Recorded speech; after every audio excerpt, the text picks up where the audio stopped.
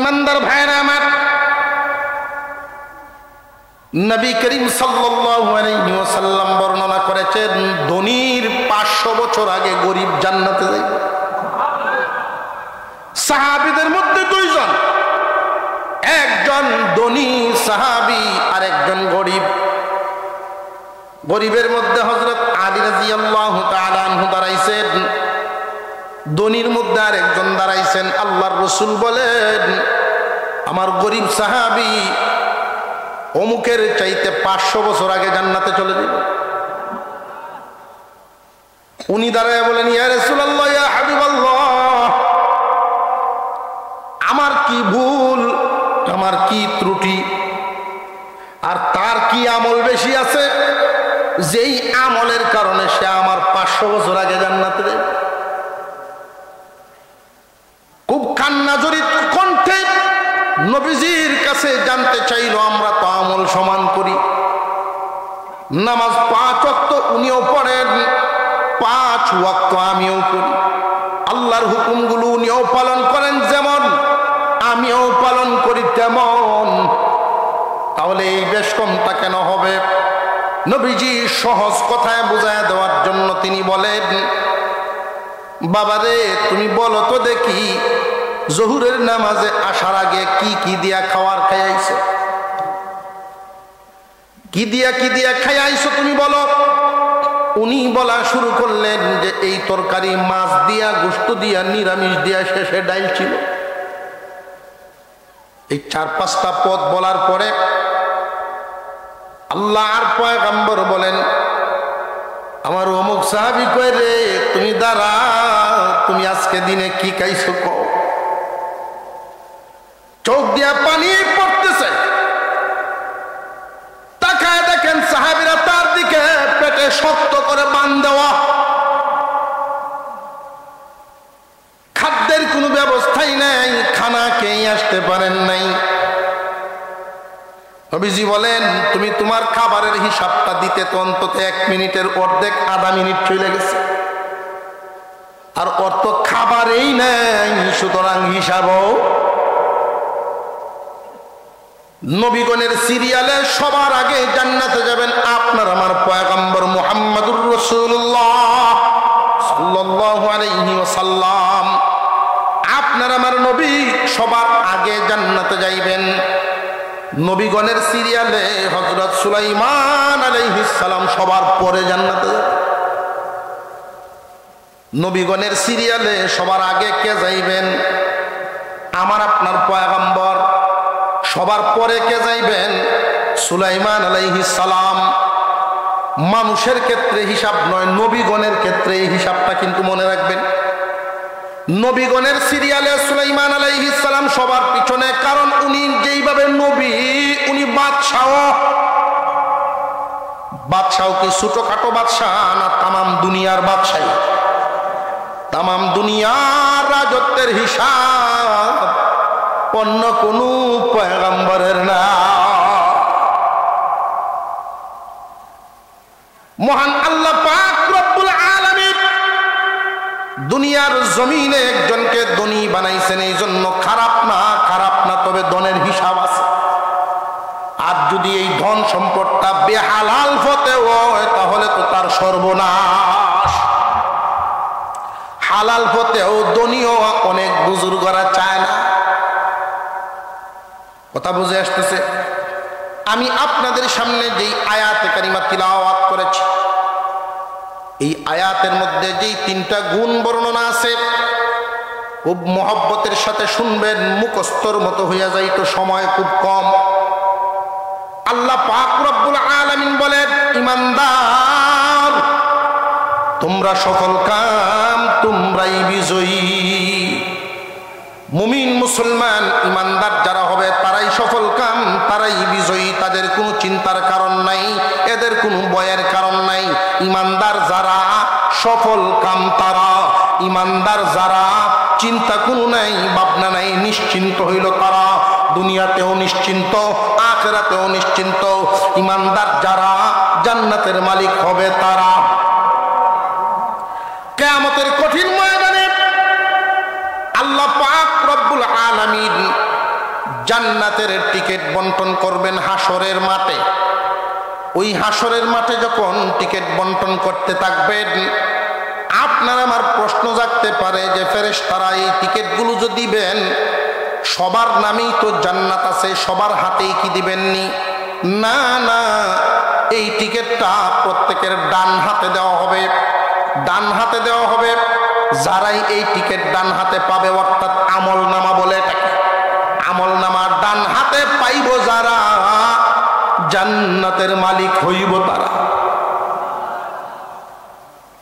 তবে একটা কথা, জান্নাতের এই টিকিট আমল নামা পাইলেই জান্নাত এমন না। হাসরের মাঠ একটা হবে যে, এই বিশ্বাস আমাদের আছে না নাই? সময়টা হলো 50,000 বছর সমপরিমাণ লম্বা। 50,000 বছর সমপরিমাণ লম্বা সময় হবে, এতে কোনো সন্দেহ নাই। আমি আপনি সব ওই দিন সেখানে দাঁড়াইব। সবার ডান হাতে আমল নামা চাইতে চাইবে, সবাই ডান হাত বাড়াবে। আমি আপনার সাথে আবু জেহেল, আবু লাহাব, উতবা, সাইবা, ফেরাউন, নমরুদও বাড়াইব। আল্লাহ পাকের ফেরেশতারা যেই আমল নামা বন্টন করবেন, সবার ডান হাতে দিবেন না, সবাই ডান হাতে নিতে পারবে না। ফেরেশতা বাহিনী আগেই বেরিয়ে যাবে, তারা গিয়ে গিয়ে চেক করবে, পরীক্ষা করবে কার কাছে ঈমান আছে, কার কাছে ঈমান নাই। তারা বুঝবে কেমনে যে ঈমানের নূর, ঈমানের নূর কপালে চমকাইতে থাকবে। নূর দেখে দেখেই ফেরেশতারা এদের ব্যবস্থা করে নিবে। কি ব্যবস্থা? ফেরাউনেও ডান হাত বাড়াইছে, ফেরেশতা থাবা দিয়ে তার হাতটা ভেঙ্গে ঘাড়ের সাথে বেঁধে দিবে। আবু জেহেল ডান হাত বাড়াইছে, এই হাতটা পিছনে নিয়ে বাইধে দিবে। এখন যে কাঠ বন্টন শুরু হয়েছে, তারা তো আর এটা বুঝে না যে ডান হাতে নিলে জান্নাত, ডান হাতে নিলে জান্নাত, এটা তো আর বুঝে না। তারা মনে করবো টিকিট লইলেই জান্নাত, টিকিট লইলেই মনে হয় জান্নাত। তারা বাম হাত বাড়াইব, যে হাত আছে এই হাতেই বাড়াই। যারা যারা ডান হাতে আমল নামা পাবেন এরা জান্নাতি, আর যারা বাম হাতে আমল নামা পাবে এরা জাহান্নামী। আল্লাহ রব্বুল আলামিন এই জন্য বারবার ডাক দিয়া বলেন, ও ঈমানদার, ইয়া আইয়ুহাল্লাযীনা আমানু। এর একটা অর্থ হলো হে জান্নাতের মালিকরা, হে ঈমানদারেরা। এর মানে হলো হে জান্নাতের মালিকরা, জান্নাতের মালিক। ডান হাতে আমল নামা পাইল যারা জান্নাতের মালিক, তারা কথাটা বুঝে আসছে। জান্নাতের মালিক হইলাম, ডান হাতে আমল নামা পাইলাম। ডান হাতে আমল নামা পাইলেই কি জান্নাত না বেশ কম আছে? ডান হাতে আমল নামাটা দেওয়ার পরে আল্লাহ এটা বুঝাইলেন, বান্দারে ডান হাতে আমল নামা পাইছো মানে জাহান্নামে চিরদিন থাকতে হবে না, এটা নিশ্চিত হইছো। ডান হাতে আমল নামা পাওয়া মানে চিরদিন জাহান্নামে থাকতে হবে না, এটা নিশ্চিত। কিন্তু সব একসাথে জান্নাতে ঢুকতে পারবা না।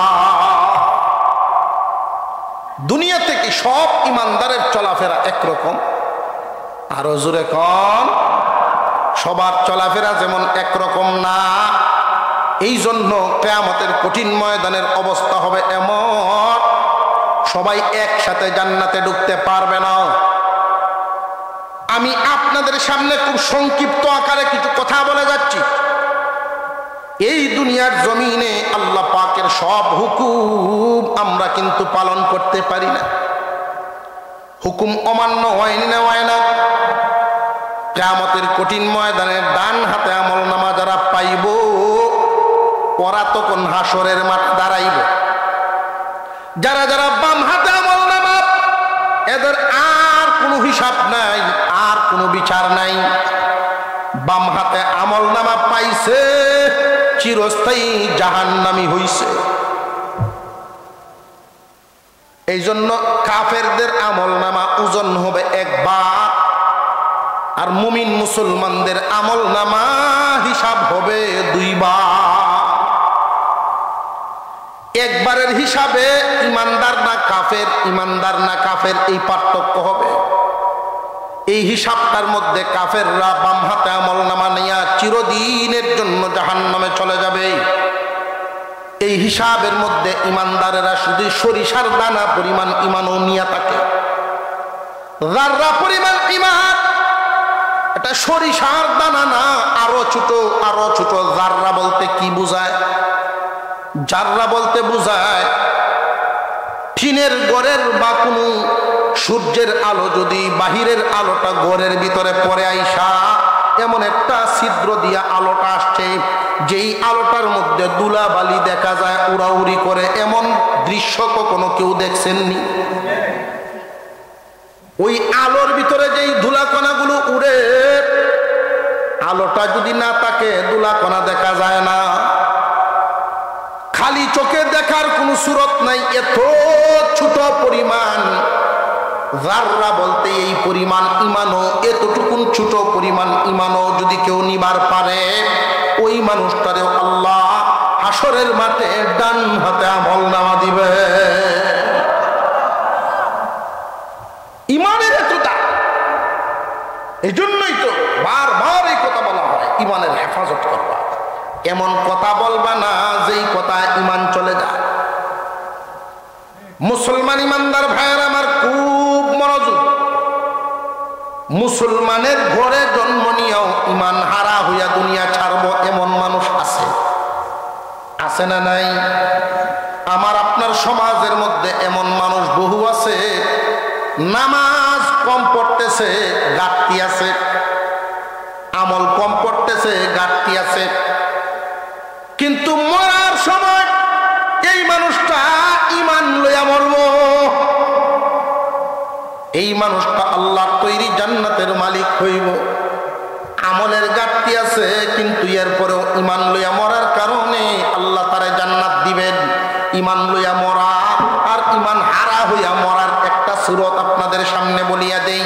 এই দুনিয়ার জমিনে অনেক মানুষ এমন আছে, এমন আছে, আলেম ওলামা দেখতে পারে না, মাদ্রাসা মসজিদ দেখতে পারে না, টুপিওয়ালা দেখলে নিজেদেরকে দামি মনে করে, টুপিওয়ালারে মিসকিন মনে করে, এমন মানুষ জমিনে আছে না? না। এই মানুষগুলোর ক্ষেত্রে খুব হুঁশিয়ার, খুব সাবধান। এদের অবস্থাটা হলো এমন, এদের মরার বেলায়ও দেখবেন এদের জানা যায় দিনদারের তুলনায় দুনিয়াদার বেশি আইয়ে। আর যদি দিনদার মারা যায়, দিনদারের জানা যায় দিনদারের সংখ্যাও বেশি আসে। লক্ষ্য করে দেখবেন একজন মানুষ, যেই মানুষটা দুনিয়ার জমিনে চলার ক্ষেত্রে নামাজে ঘাটতি হইতো, কিন্তু আলেম দেখলে তার মন নরম হইয়া যায়। নামাজে ঘাটতি হইতো, আমলে ঘাটতি হইছে, কম আমল, নবীজির সুরত ধরতে পারে নাই, সুন্নত তরিকায় চলাফেরা নাই, সত্যিকারের মুসলমান সাজতে পারে নাই, কিন্তু তার ভিতরটা ইমানের রঙে রঙিন আছে। কোন একজন আলেম নাইবে নবী, নবীর ওয়ারিস যদি দেখে তার মন নরম হইয়া যায়। কোন মসজিদ মাদ্রাসার ক্ষেত্রে তার মনটা নরম হইয়া যায়। মাদ্রাসার তালিব ইলম দেখলে এই মানুষগুলোর মন নরম হইয়া যায়। এদের ব্যাপারে খুব ভালো করে মনে রাখবেন, যাদের অন্তরে আলেম, মাদ্রাসা, মসজিদ অর্থাৎ কোরআনের সাথে সম্পর্ক, কোরআনের সাথে সম্পৃক্ত এমন বস্তুর প্রতি তার বড় মহব্বত, কোরআনের সাথে সম্পর্ক আলেমদের, কোরআনের সাথে সম্পর্ক মাদ্রাসার, কোরআনের সাথে সম্পর্ক তালিব ইলম, এই ছাত্র সমাজ টুপিওয়ালা দেখলেই তার ভালো লাগে। এমন মানুষগুলো আমলে যদিও ঘাটতি হয়, এদের মরার সময় ইমান নসিব হয়। আল্লাহ পাক এদেরকে ইমান নামক দৌলত হাদিয়া দিবেন। যে সমস্ত মানুষেরা থাকে এসি রুমের ভিতরে, গাড়িটাও এসি রুমের, কুরবানি ঈদ আইলে দেশের বাসা গরু দিয়া সর্বোচ্চ দামের কুরবানি দিব। দেশের মানুষে কইব না একটা গরু দিছে ওয়ারিসদেরকে যারা ঘৃণা করে আমি এদেরকে ডান হাতে আমলনামা দিব না, অর্থাৎ মরার সময় ঈমান নিয়া মরতে পারে না। এমন মানুষও জমিনে আছে না নাই? আরো জোরে কর। ওই মাদ্রাসা পড়লে বাদ পাইত না। রিজিক দেওয়ার মালিককে, রিজিক লিখছেন যিনি, খাওয়াইবেন। বলছিলাম মনে আছে নি?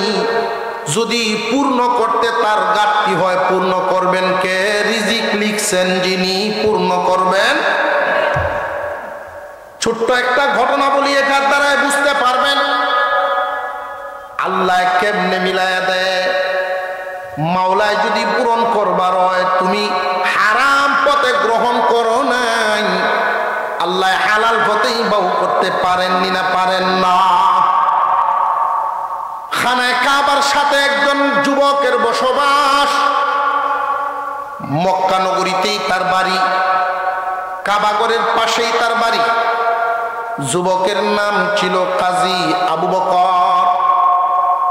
নাম কাজী আবু বকর। এই কাজী আবু বকর কুরআনুল কারীমের হাফেজ। কুরআনের কুরআনুল কারীমের হাফেজ। অর্থের দিকে খুব গরিব, নিজের জায়গা নাই, নিজের সম্পদ নাই, মাও নাই, বাবাও নাই। এই কাজী আবু বকর যুবক অন্যের জমিনে কাজ করে পেট চালায়, রিজিকের ব্যবস্থা করে। হাজিগণ যখন হজ করতে আসেন, হাজিদের খেদমত করে কিছু পয়সা রুজি করেন, এটা দিয়েও চলেন। কিন্তু জীবনে কোনোদিন হারাম মাল গ্রহণ করে না, হারাম খাদ্য শেখায় না। সৎ পথে উপার্জন কাজী আবু বকর, এই হলো তার জীবন চলা। কাজী আবু বকর একদিনের ইতিহাস, একদিনের ঘটনা। চোখের সামনে পড়ে গেল একটা টাকার ব্যাগ। কিসের ব্যাগ? টাকার একটা ব্যাগ পড়ে গেছে তার চোখের সামনে। আগের দিনে ব্যবসায়ীর কাছে ক্ষতি থাকতো, চিনেননি? ক্ষতি আট ঢুকায় বরিয়া করে, লম্বা লত আছে, মুখকান্ত বান্ধে আবার কোমর। কি কইল আপনার? ক্ষতি ওই কি কই? ব্যবসায়ীরা কোমরের মধ্যে থাকতো, সফর করলে মুসাফিরদের কোমরের মধ্যে থাকতো। মূল্যবান কাগজপত্র, টাকা পয়সা এটার মধ্যে ভরে রাখতো। এইরকম একটা টাকার ব্যাগ কাজী আবু বকরের সামনে পড়ে গেছে। কাজী আবু বকর ব্যাগটা উঠাইছে, উঠায় বড় পেরেশানির মধ্যে পড়ে গেছে। মুখটা খুললে দেখেন টাকা এবং স্বর্ণ অলংকারে ভরা। চিন্তায় পড়ে গেছে, না জানি কোন মালিকে হারাইয়া কত পেরেশানির মধ্যে আছে। আমরার মতো লোকটা কি, এই যে কাজী আবু বকর কি ধনী না গরিব? বুঝতেছেন তো? যদি আমরা সামনে পড়তো মাসলা বললে আমরা ওই ঠিক করলাম না যে আমি যে গরিব মানুষ, কষ্ট বিষ্ট করে চলি, আল্লাহ মনের বাও করছে, মাসলা দিলাইলাম না। কাজী আবু বকর বড় পেরেশান, চিন্তায় পড়ে গেছেন, না জানি কোন মালিকে হারাইছে।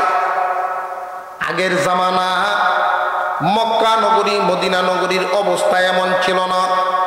এখন তো বিল্ডিং ভাড়া নিয়ে হাজিগণ থাকেন, সিট বেড কোনো কিছুই সাথে নেওয়া লাগে না। আগে অবস্থাটা এমন ছিল, বৃহত্তর ময়মনসিংহের মানুষ গিয়া এক জায়গায় তাবু গাড়ত, ঢাকা বিভাগের মানুষ এক জায়গায়, বরিশাল বিভাগের মানুষ এক জায়গায়। সাইনবোর্ড টাঙ্গানো যাতে চিনা সহজ হয়। বাংলাদেশের মানুষ এক জায়গায় তাবু গাড়ছে, সব বাংলাদেশি হাজিরা একখানো। ইস্তেমার মাঠও যেভাবে থাকে। কাজী আবু বকর তাবুর সামনে সামনে গিয়া গিয়া ঘোষণা দেন, কেউ কি কোনো টাকার ব্যাগ হারাইছেন নি রে ও হাজিগণ? যদি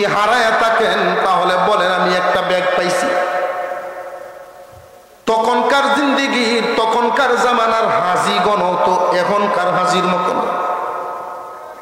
এখনের হাজি হলো আলহাজের হাজি, তখনকার হাজি আর এখনকার হাজি সমান। আগে হজে গেলে মানুষ 6 মাস আগের থেকে এনায়েতপুর বাজার, আশপাশের বাজার, সৈয়দপুর বাজার, বিভিন্ন বাজারে বাজারে ঘুরতো, দোকানদারদেরকে জিগাইতো, আসনির কেউ পাওনাদার থাকলে বলো, দাবি ছুটাইতাম। আত্মীয় স্বজন রে আইনা দাবি ছুটাইয়া কাফনের কাপড় সাথে লইয়া রওনা দিত। সবার কাছ থেকে বিদায় নিয়ে যাইতেন, যদি আল্লাহ কবুল করেন জান্নাতুল বাকি, জান্নাতুল মুআল্লায় ঘুমাইছেন। মক্কা মদিনার ওই কবরস্থানেই থাইকা যাইমু এই নিয়ত করিয়াই তারা যাইতো, দায় দাবি ছুটাই যাইতো। আর এখনকার হাজি খবর পাওয়া যায় এমন মানুষও আছে হজে গেছে কিন্তু জনগণের মাল 100 কোটি খায়ালছে।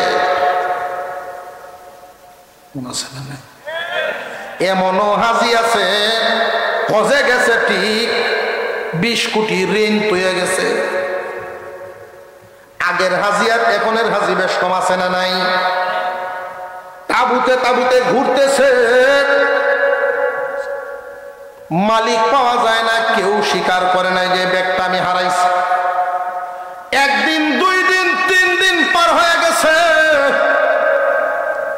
মালিক মিলে না, মালিক পাওয়া যায় না। 3 দিন পরে বড় পেরেশান। আমি আগেই বলেছি লোকটা গরিব, কাজ করলে খাবার আছে, কাজ নাই খাবার নাই। 3 দিন পর্যন্ত পরের মালের বোঝা লইয়া ঘুরতেছে। জানিয়া রাখবেন, যাদের অন্তরে আল্লাহর ভয় থাকে, পরকালের চিন্তা যাদের অন্তরে থাকবে, এই দুনিয়ার জমিন তো অস্থায়ী। শুরুতে বলছিলাম মনে আসেনি? অস্থায়ী দুনিয়ার চিন্তা হবে কম, স্থায়ী জিন্দিগির চিন্তা হবে বেশি। দুনিয়ার চিন্তা হবে কম, আখিরাতের চিন্তা হবে বেশি। এই মানুষগুলোর অন্তরের হালত হলো পরের মালের বোঝা এদের কাছে অনেক ভারী হয়। পরের মালের বোঝাটা এদের কাছে অনেক ভারী হয়। এই পরের মালের বোঝা নিয়ে ঘুরতেছেন ঘুরতেছেন, মালিক পায় না। হঠাৎ করে একজন হাজিব, এলোমেলো চুল, মুরব্বী মানুষ, উনি হাত উঠায় উঠায় বলতেছেন, ওগো মুহাম্মাদের দেশের মানুষ, ও মুহাম্মাদের দেশের মানুষ, আমার একটা ব্যাগ হারায় ফেলছি, তোমরা কেউ পাইছো না? কাজী আবু বকর দৌড়ায় এই লোকটার সামনে গিয়া বলেন, মুরব্বী বলেন আপনার ব্যাগটার ভিতরে কি কি ছিল, কি হারাইছে?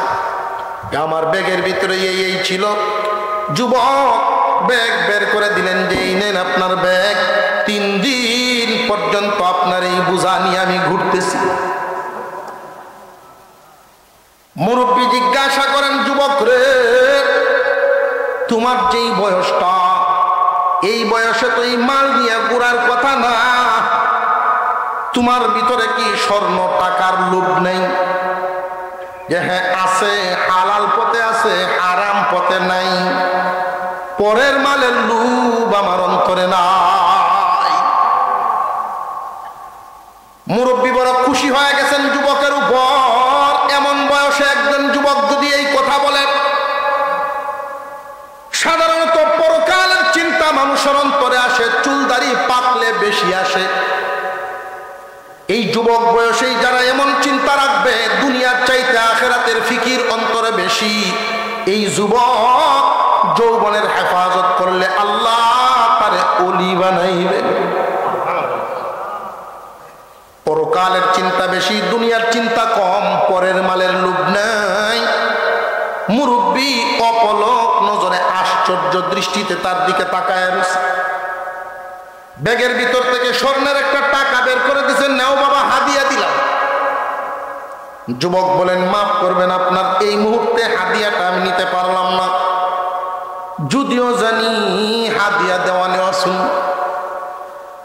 কিন্তু কেন নিলাম না জানেন? আপনার এই মালটা আমি পাওয়ার পরে আমার নফসে ধোঁকা দিছে, এটা খায়া ফেলার জন্য আমি সবর করেছি। পরের মাল কেন নিব? পরের মালের লোভ আমার অন্তরে নাই।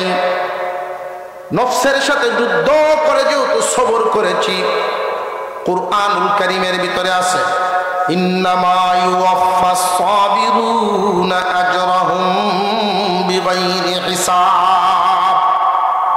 ও মুরব্বি, আল্লাহর কোরআনে আল্লাহ বলছেন সবরকারীর বদলা দিবেন আল্লাহ।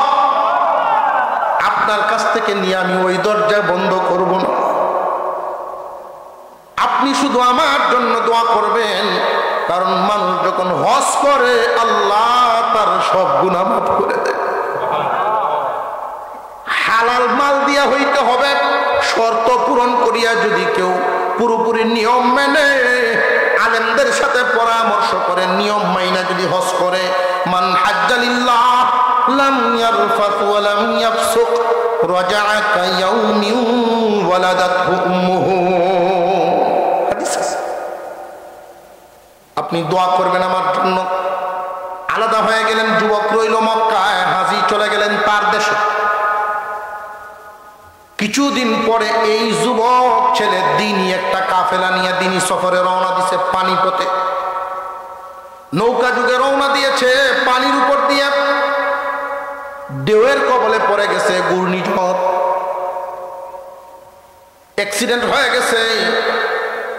সাথী সঙ্গীরা কে কোন দিকে গেছে কারোর কোনো হদিস নেই। একটা তক্তার উপর ভর করে এই যুবক ঢেউয়ের তালে তালে একটা দ্বীপের মধ্যে গিয়া লাগছে। দ্বীপের মানুষগুলো তারে উঠায় নিয়ে সেবা যত্ন করে হুশ ফিরাইছে কাজী আবু বকরের।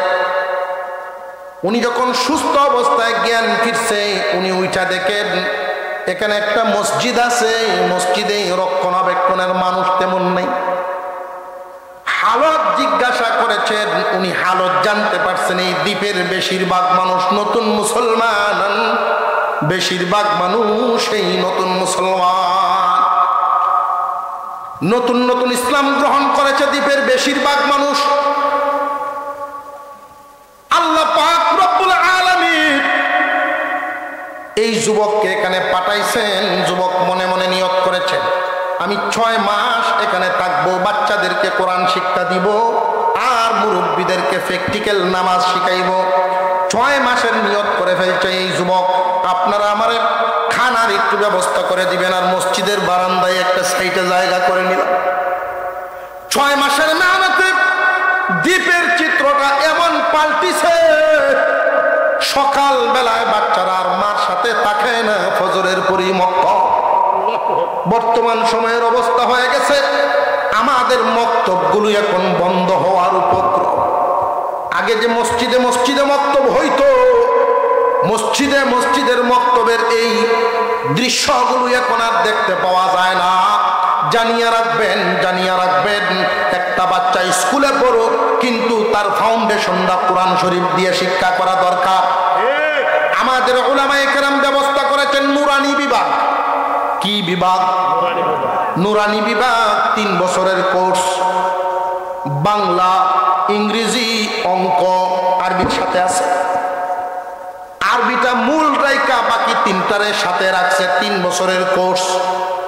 এই 3 বছরের কোর্স যদি মুসলমানের সন্তানদেরকে নুরানিতে পড়ায় নেওয়া হয়, ওই সমস্ত মাদ্রাসায় এই বিভাগগুলো খোলা আছে। 3 বছর একটা ছেলে বা মেয়েকে যদি ছোটবেলায় 5 বছর বয়সের সময় দেওয়া হয়, 8 বছরের সময় কোর্স শেষ। 3টা বছর পড়ানোর কারণে আপনার স্বপ্ন নষ্ট হবে না। আপনি যে স্বপ্ন দেখেছেন ছেলেটাকে ডাক্তার বানাবেন, সময় নষ্ট হয় নাই। 3টা বছর অসুবিধা নেই। 3 বছর এখান থেকে পড়াইয়া নিয়া প্রাইমারিতে দেন, ক্লাস 3-তে ভর্তি হইতে পারবো। কারণ নুরানিতে অঙ্ক ইংরেজি আছে না নাই? বিভিন্ন মাদ্রাসার সবার প্রদর্শনী দেখা হয়, লেখা দেখছেন নিয়েদের। পড়া কি কম না বেশি? বেশিরভাগ স্কুলের দৃশ্য দেখবেন একজন আর একজনের মাথার উহুনা নে, বর্তা করে নে, বা বর্তা খায়, সুখার বর্তা, বড়ুর বর্তা খায়, টাইম পাস করে। সরকারে যে ডিউটি দিছে ডিউটি পালন করে না, আমাদের বাচ্চাদের হক তারা আদায় করে না। মুসলমানের সন্তান জেনে রাখবেন আমরা একটা ভুলের মধ্যে আছি। সন্তান আপনার 5 জন 5 জন রে হাফেজ আলেম বানাতে হবে, এটা ফরজ না? মুসলমানদের ডাক্তার দরকার আছে না নাই? মুসলমানদের ইঞ্জিনিয়ার দরকার আছে না নাই? মুসলমানদের ব্যবসায়ী দরকার, গৃহস্থী দরকার, সব লাইনে মুসলমানদের দরকার। সবাই আলেম হওয়া ফরজ না, হাফেজ হওয়াও ফরজ না। কিন্তু ফরজ কোনটা? আমাদের এই ভুলটা ভাঙতে হবে। আমরা মনে করি আমারে আল্লাহ 5টা সন্তান দিছে, একটা দিমু আল্লাহর রাস্তায় মাদ্রাসা তানে, আর বাকি 4টা যে রইল এটারে কোন রাস্তায় দিলেন? শয়তানের রাস্তায়। কথা বুঝেন নাই? মুসলমান বুঝার দরকার। স্কুলে পড়াইবেন নিষেধ নাই, কলেজে পড়াইবেন নিষেধ নাই, ডাক্তার বানাবেন নিষেধ নাই, বরং দরকারও আছে। ডাক্তার ইঞ্জিনিয়ার সব লাইনের দরকার। কিন্তু একজন সচেতন মুসলমান হিসাবে আপনার যদি সন্তান হয় 5 জন, নুরানিতে সর্বপ্রথম কয়জন? বুঝে আসতেছে এখন? এই কথাটা কি বুঝে আইছে কি? আমাদের অবস্থাটা হয় এমন, যেটারে মাদ্রাসা দেই এই লাইনেই রাখলাম, বাকি যে আরো 2-3টা আছে ওইটিরা মাদ্রাসার বারান্দায়ও কোনোদিন নিছি না। নেওয়ার কারণে ডাক্তার হইছে ঠিক, কিন্তু যায় নামাজে দাঁড়াইলে নিজের অসহায় মনে করে। ইঞ্জিনিয়ার হইছে ঠিক, যায় নামাজে দাঁড়াইলে নিজের অসহায় মনে করে।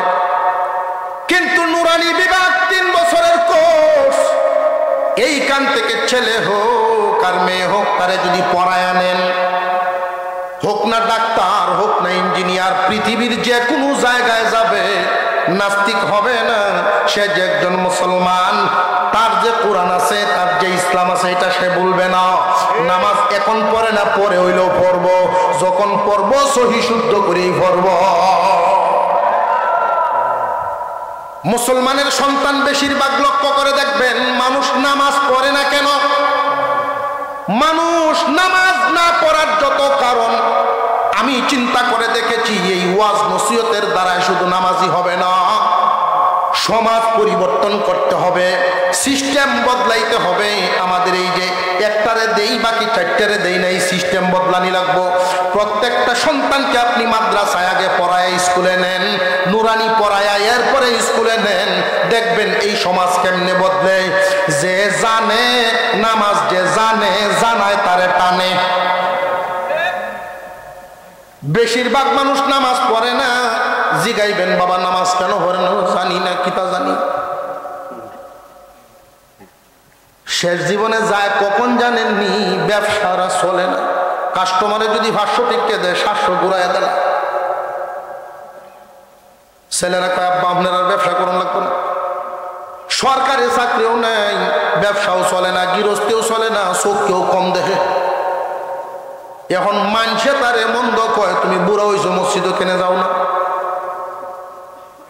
নামাজ কিন জানার কারণে আগ্রহ হয়ে যায় না, ঠেলা থরিয়া।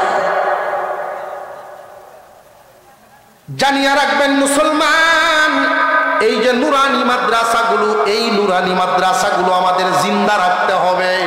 আমাদের কপালে এক জায়গায় একটা বাড়ি পড়ছে, কপালে বাড়ি পড়ার কারণে এই নুরানি মাদ্রাসাগুলো আমাদের জিন্দা রাখা লাগে, নিজেদের পয়সা দিয়া, নিজেদের সম্পদ দিয়া। এদের দেশটা মুসলমানের দেশ, মুসলমানের ট্যাক্সে সরকার চলে, স্কুল কলেজের বেতন চলে, ঠিক না বেঠিক? মুসলমানদের সন্তানদের পড়াশোনার দিকে চিন্তা করে, যদি মুসলমানই চিন্তা করে যদি সিলেবাস করত, তাহলে প্রত্যেকটা প্রাইমারি স্কুলে 1 থেকে 5 পর্যন্ত কোরআন শিক্ষা বাধ্যতামূলক করত।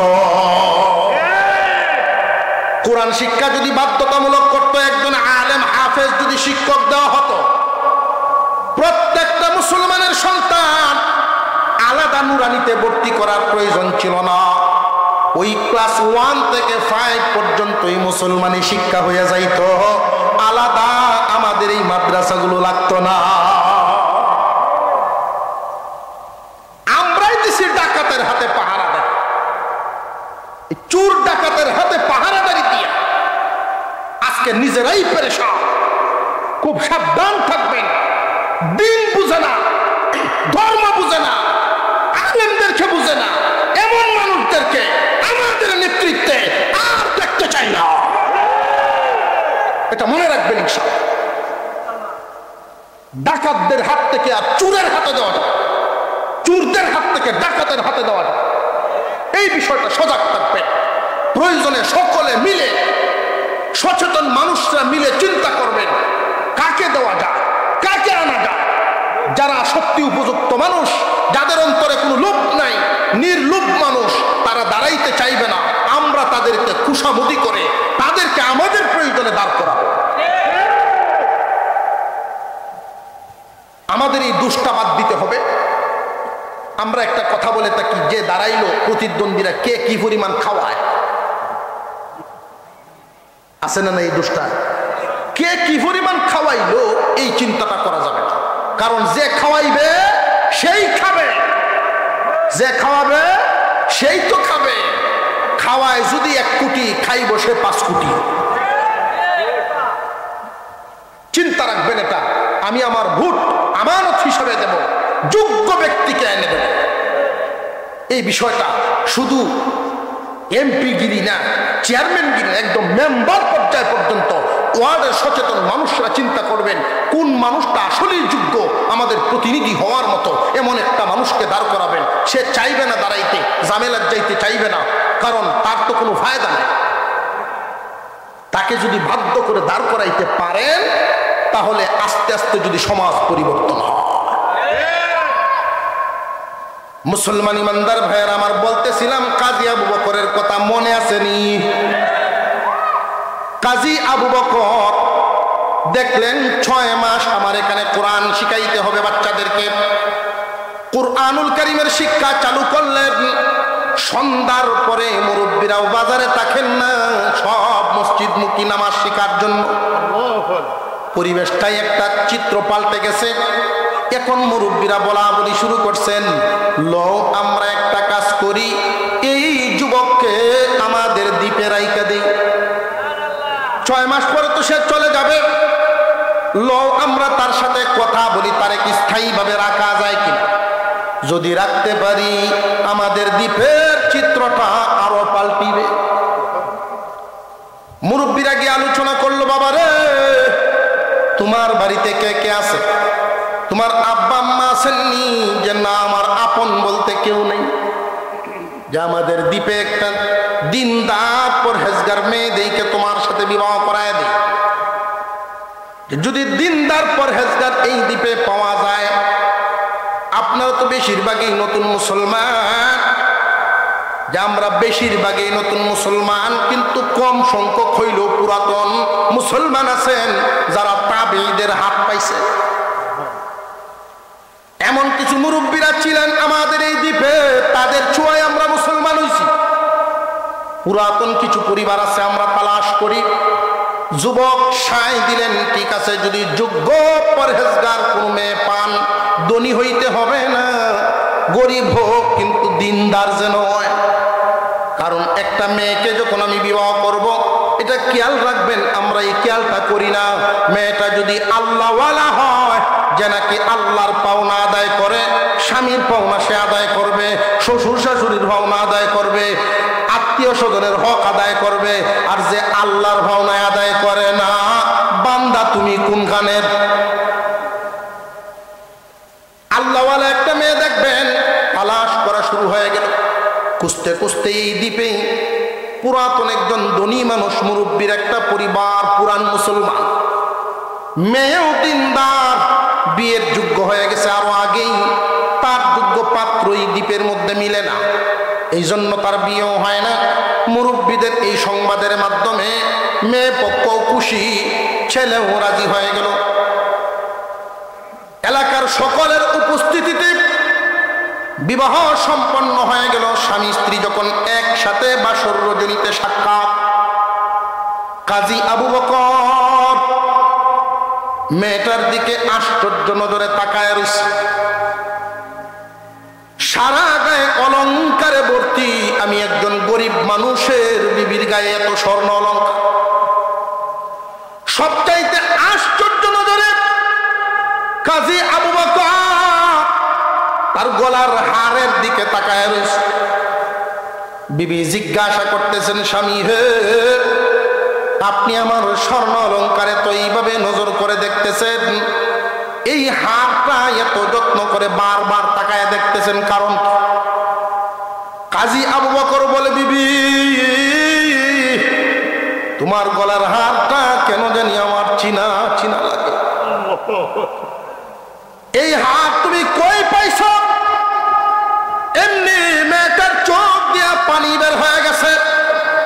স্বামী হে, আমার আব্বা অনেকদিন আগে হজ করতে মক্কায় গেছিল, আমার জন্য এই হারটা উনি কিনছিলেন, হার সহ ব্যাগ আব্বা মক্কায় হারায় ফেলছিলেন। মক্কা নগরীতে আল্লাহর একজন ওলি এই ব্যাগ পাইয়া আব্বার হাতে উঠাইয়া দিছিলেন। এই হারের বড় ইতিহাস। আমার চালচলন দেখে, দিনদারি দেখে বাবা মাঝে মাঝে বলতেন, মারে তুমি যেই দিনদারির চলচলন করো, তুমি যেই দিনদার মেয়ে, তুমি এই দ্বীপে তোমার যোগ্য ছেলে আমি কই পাই মরে। মক্কা যদি আমার বাড়ির কাছে হইতো, ওই আল্লাহর ওলি যুবক রেই না, তার হাতে আমি তোমারে উঠায়া দিতাম। কাজী আবু বকর এবার আর চোখের পানি রাখতে পারে না। কাজী আবু বকর বলে, আল্লাহ তুমি সবরের বদলা বুঝি এইভাবে দাও, সবরের বদলা তুমি এমনে দিবা আমি ভাবতে পারি না। বিবি এই হার পানেওয়ালা মক্কার যুবক আর কেউ না, আমি কাজী আবু বকর ছিলাম। মহান আল্লাহ যার তকদিরে যা আছে তা যে দিতে পারেন, এই বিশ্বাস একজন মুমিনের অন্তরে থাকা চাই। আর যার অন্তরে এই বিশ্বাস থাকবে, এই মানুষটা কোনোদিন হারাম পথে পা বাড়াইতে পারে না। সন্তানকে দিন শিখাইলে দুনিয়া পাবে না এমন বিশ্বাস থাকতে পারে না। আল্লাহ পাক যার রিজিকে যা রাখছেন, দুনিয়াতে ডিগ্রি পাস, দুনিয়াতে ডিগ্রি পাস, সরকারি চাকরি পায় নাই, দুনিয়াতে সফল হয় নাই, চলতে কষ্ট হয়, এমন মানুষ জমিনে আছে। দুনিয়ার লাইনের এগুলো তাদের চোখে পড়ে না, শুধু মাদ্রাসার লাইনে একজন পড়লেই যে সমস্ত লোকের